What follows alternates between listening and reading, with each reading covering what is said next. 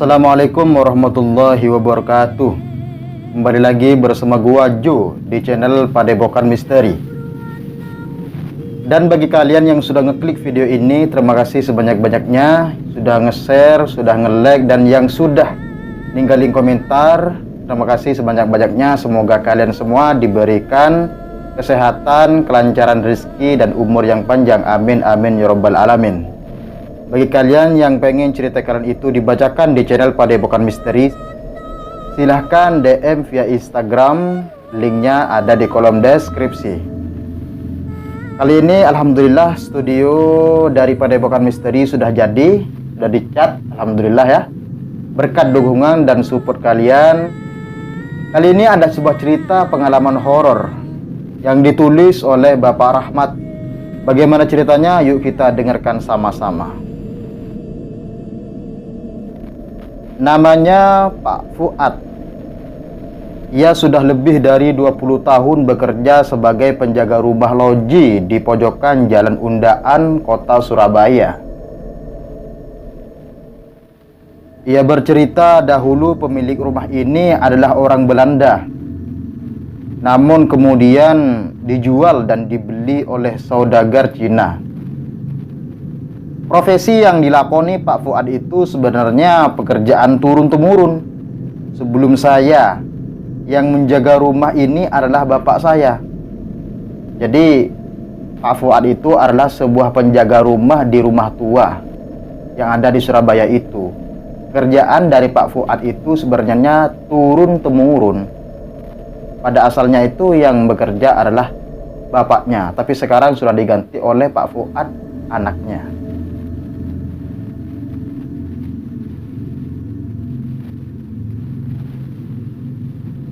Sebagai penjaga malam, saya cuma meneruskan karena orang zaman dahulu itu prinsipnya kepercayaan, tuturnya. Pak Fuad juga tak sendirian. Di rumah loji ini juga ada Mak Darsem, yaitu wanita tua asal Kediri yang usianya hampir 70 tahun, tapi masih tampak sehat. Tugasnya Mak Darsem itu adalah bersih-bersih di rumah itu. Sebetulnya Pak Fuad tak hanya menjadi penjaga malam, namun juga merangkap sebagai pekerja serabutan di rumah itu. Sebab para tetangga kerap melihat Pak Fuad membetulkan sesuatu bila mana terjadi kerusakan pada bagian rumah berarsitektur kolonial tersebut. Rumah loji Undaan berukuran besar dan berwarna putih ini memang tak berpenghuni, karena sang pemilik telah lama meninggal. Anak-anak dari sang pemilik pun enggan menempati. Mereka justru tinggal di luar Surabaya. Bahkan ada yang di luar negeri. Yang membiayai perawatan rumah ialah para ahli waris. Ya bulan Pak Fuad dan Mak Darsem hanya menunggu kiriman upah. Pak Fuad mengisahkan saat pertama kali menjaga rumah loji Undaan, biasanya ia tiba saat petang setelah maghrib. Namun pada malam itu ia harus datang terlambat karena ada urusan yang harus diselesaikan di kampung. Setelah suasana sedang gerimis ketika Pak Fuad tiba di loji Undaan, suara jangkrik dan katak saling bersahutan. Sesekali sinar kilat tampak membelah langit.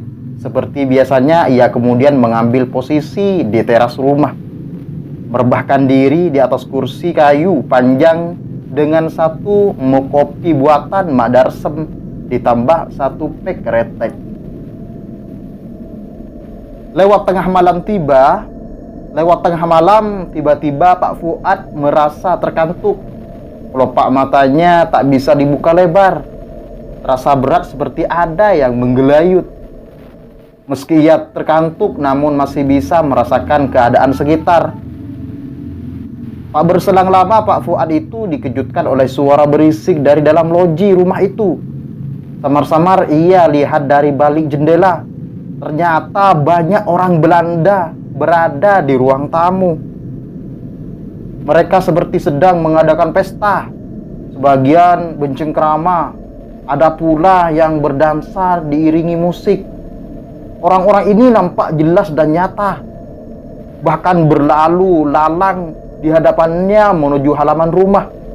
Namun Pak Fuad hanya bisa terdiam, tubuhnya membeku, tak bisa berbuat apa-apa. Pak Fuad tersadar dengan apa yang terjadi. Lantas ia pun berdoa sambil kumat kamit. Mendadak bau wangi kembang menyeruak di teras rumah tempat ia berjaga. Bulu kuduknya berdiri kaku. Gerimis juga tiada henti menambah suasana semakin mencekam. Pak Fuad merasakan apa yang dialaminya adalah hal gaib. Dikatakan mimpi tapi bukan mimpi. Semua tampak nyata. Keesokan paginya ia bercerita pada Mak Darsem mengenai hal aneh yang dialami semalam. Mak Darsem hanya tersenyum lalu berkata, "Oh, kui ngono mener hop. Oh, itu mener hop. Makanya kalau berjaga malam jangan lupa berdoa," ucapnya sambil berlalu. Apa yang dikatakan Mak Darsem ada benarnya juga, sebab ia telah lama mengabdi di loji undaan. Mungkin ia mengetahui berbagai hal tentang rumah tua itu dan sudah terbiasa dengan peristiwa-peristiwa di luar nalar. Menurut tetangga, kejadian seram juga pernah terjadi pada akhir tahun 70-an saat masih ditempati oleh pengusaha Tionghoa. Pada suatu malam, seorang penjual kacang hijau melintas di depan loji undaan. Dengan membawa pikulan, ia berhenti tepat di muka rumah. Dari teras, seorang pria memanggil untuk pesan 1 mangkuk kacang hijau hangat. Kebetulan penerangan agak gelap. Bukannya menyiapkan pesanan, sang penjual malah lari lintang putang meninggalkan dagangannya. Esok hari si penjual bercerita bahwa yang memesan bukan manusia, tetapi makhluk berwarna hitam, bermata merah tinggi besar melebihi atap rumah. Karena memang rumah itu sangat angker. Rumah loji undaan tua di Surabaya.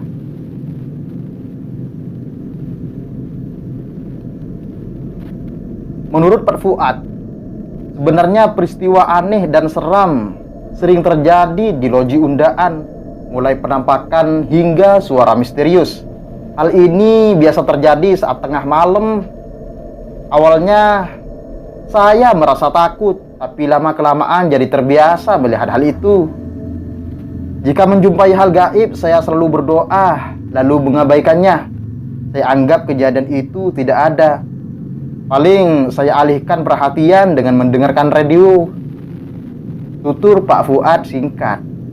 Akhir tahun 1990-an, loji undaan dijual oleh ahli warisnya. Beberapa tahun diiklankan tak kunjung laku. Baru di awal tahun 2000-an, loji undaan dibeli oleh seorang pengembang. Rumah tua penuh kisah itu kemudian dibongkar dan didirikan gedung pertokoan. Sejak saat itu, kejadian-kejadian aneh nyaris tak terdengar lagi. Apalagi kini jalan undaan tak sesepi dahulu. Itulah tadi sebuah cerita yang dikirim oleh sahabat saya dari Surabaya.